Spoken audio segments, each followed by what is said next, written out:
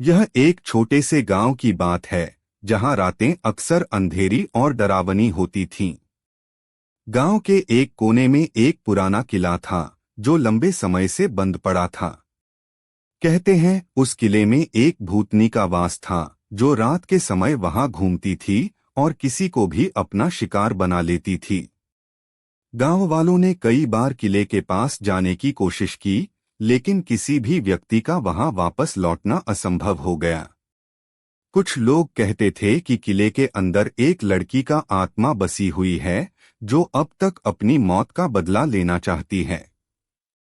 एक दिन गांव में एक युवक आया जिसका नाम रोहित था।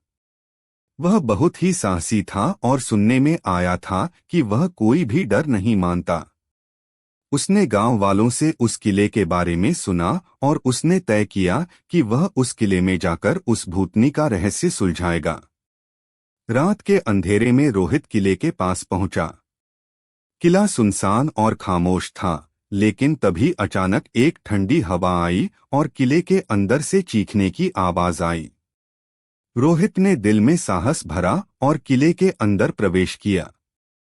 जैसे ही वह अंदर घुसा, उसे एक सफेद साड़ी पहनी हुई महिला दिखाई दी जो धीरे धीरे उसकी ओर बढ़ रही थी।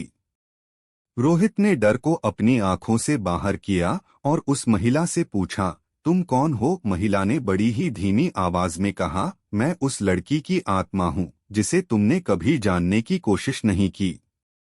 उसके बाद रोहित ने उसे शांत करने का प्रयास किया और उसकी दुखभरी कहानी सुनी।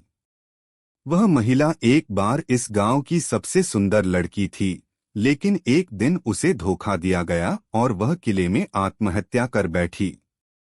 उसकी आत्मा तब से शांति नहीं पा रही थी। रोहित ने उस भूतनी से कहा, तुम्हारी आत्मा को शांति चाहिए तो तुम्हें अपना बदला छोड़ देना होगा और यहाँ से निकलना होगा। महिला ने धीरे धीरे मुस्कुराते हुए कहा, तुम सही हो, अब मैं शांति से रहूंगी। और इसके बाद वह महिला किले के अंदर गायब हो गई। तब से किला शांत हो गया और गांव वाले फिर कभी डर के साये में नहीं जीने लगे। लेकिन रोहित उस रात को कभी नहीं भूल पाया।